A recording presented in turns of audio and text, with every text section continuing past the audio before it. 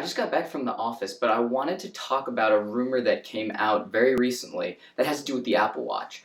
It actually has come from KGI security analyst Min-Chi Kuo, whom I've mentioned in the past has had a decent track record with Apple rumors.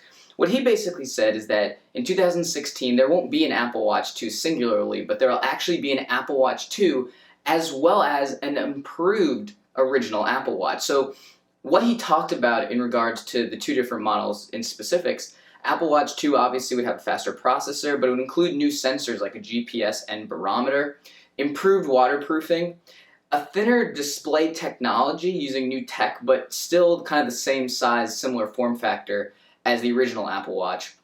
And of course, you've had rumors in the past, in addition to the ones that have been reiterated by Min-Chi Kuo, talking about, improved Wi-Fi capabilities for iPhone independence, which is actually very important to me, as well as maybe a FaceTime camera, which again, I've previously said I don't really see the use for that because this seems like a weird way to communicate, walking down the street.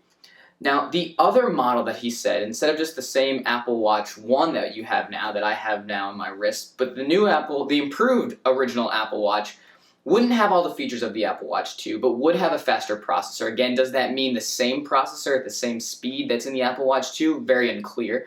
But some sort of faster processor and improved waterproofing, as well as a lower price point than you have right now. So at first, this doesn't make any sense. You originally think Apple releasing two new Apple Watches in the same year, one being the same exact model that they have now, just with slightly improved processing. When you think about it a little bit more, though, it actually makes a little bit of sense. If the specifications, the big difference between the Apple Watch and the improved Apple Watch first gen, if those differences are faster processor and improved waterproofing, that means that across the board, they now have a more marketable product line in its entirety, because now you can go and market this towards people that want to do athletics when they're swimming, let's say, or diving. And that's something that if you didn't improve upon the original Apple Watch, you wouldn't be able to market that as, look at Apple Watch, look at this entire product line. And now you can market Apple Watch as a whole product line instead of just marketing the new Apple Watch. Now, the one thing that doesn't make as much sense to me is that if you're looking at what Min-Chi Kuo has said will be in the Apple Watch 2, faster processor, but there will also be a faster one in the improved one. Improved waterproofing, but that'll also be the same as the lower end model.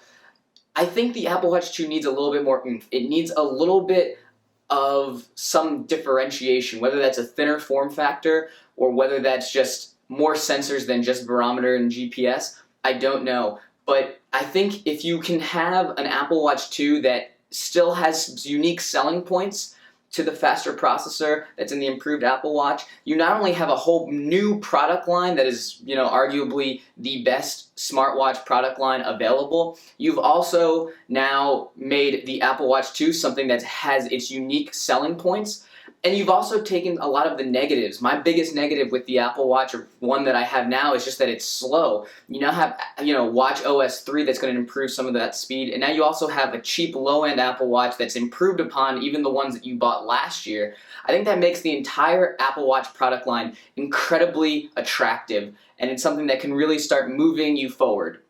Moving forward, do I think that every year Apple's going to release Apple Watch 3 and an improved Apple Watch 2? No, I don't think that at all. But I do think in the first year, when Apple's been able to say, okay, what are the biggest problems with this? Now let's have the new product, but also revamp the lower end model instead of just repurposing the old model. I think that's a good way to have this transition to the second generation, because it'll allow you to have a very unified and very, very attractive product line that's learned from the mistakes that Apple stumbled upon with the first gen. So, I'd really love to hear your feedback actually in the comments. Do you think it makes sense for them to release two Apple Watch models this year? Do you think an improved Apple Watch or an Apple Watch 2 is something that you'd be interested in?